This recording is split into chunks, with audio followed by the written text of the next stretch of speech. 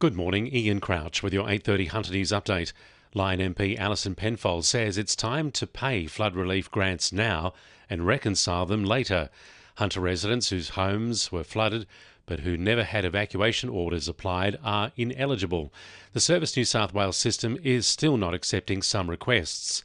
Alison Penfold says it's unacceptable. When they've got $200 in your account, $180 is double what you've got now. A little bit goes a long way for people right now. So, it's denying people access to this amount of money and putting more stress on people at a time when they're hurting. Meanwhile, Alison Penfold believes the latest round of disaster funding for the Hunter and Mid-North Coast doesn't go far enough. Farmers, landholders and small business owners will soon be able to apply for grants of up to $25,000. But Alison Penfold says this is nowhere near enough, considering many farmers are facing million-dollar losses. Premier Chris Minns agrees, saying more is needed. He's pushing for grants of up to $75,000. Experts and advocates will come together today at State Parliament to consider the environmental impacts of coal mine methane. The event will look into how the government can legislate new technologies to reduce methane emissions from the state's coal mines. It's been organised by environmental advocacy group Lock the Gate and will be hosted by Upper House MP Jeremy Buckingham.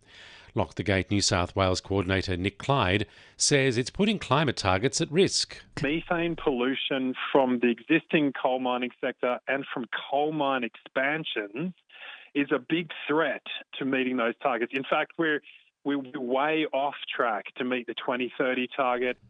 Police have charged a man with deliberately setting fire to a home in southern Lake Macquarie in what police allege is a domestic violence-related incident.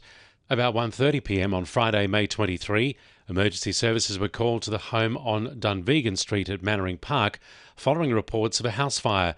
Police found a 64-year-old man suffering an arm injury and rendered first aid before he was taken to hospital. The fire was deemed suspicious, prompting an investigation. The man was arrested following his release from hospital yesterday. He's been charged with damaging property by fire or explosive and refused bail. Under-resourcing has left the region's mental health facilities increasingly unsafe for staff and patients. In the past year, there have been mass resignations from psychiatrists in the sector, including 11 Hunter-based staff. Executive Director of Australians for Mental Health, Chris Gambian, says urgent reform is essential to protect staff and patients. The sooner we can make sure that people have got good support, that they're getting the right kind of treatment, they're getting good quality evidence-based treatment, and they're getting it in a timely way, we're going to do two things. We're going to make sure that people get well quicker, that their problems are less severe, but we're also going to have a cheaper system to run. And fresh doubts have been raised over the future of the Hunter's offshore wind project.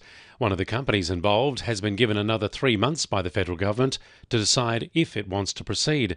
It's thought uncertainty in the global economy is the cause for concern.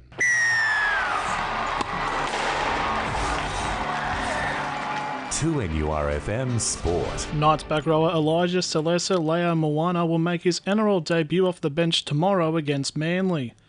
The Samoan has played every match this year in the New South Wales Cup following issues with injury in previous seasons. With plenty of young players coming into the team, hooker Jaden Brayley says it's provided plenty of motivation. It's exciting to see that fresh blood come in and see what it means to them, and I love the captain's runs when just seeing how excited they are to play NRL footy and whatnot. It's refreshing. It's refreshing as an older guy. Maitland Black's coach Luke Cunningham believes his side is starting to develop again into Hunter rugby title contention after Saturday's 57-12 win over Southern Beaches. Maitland's next match is June 14 against Wanderers as they aim to take top spot. And Newcastle Surfers has resumed this morning. The men's round of 64 heats are underway, with Morgan Siblick being the first Merewether surfer to hit the water later in Heat 10. That's sport. I'm Jessie Dennett. And the winning numbers in Oz Lotto are 1, 21, 25, 34, 44, 45 and 46, and the supplementaries are 9, 14 and 16. And now you're up to date with the latest 2NURFM Hunter News.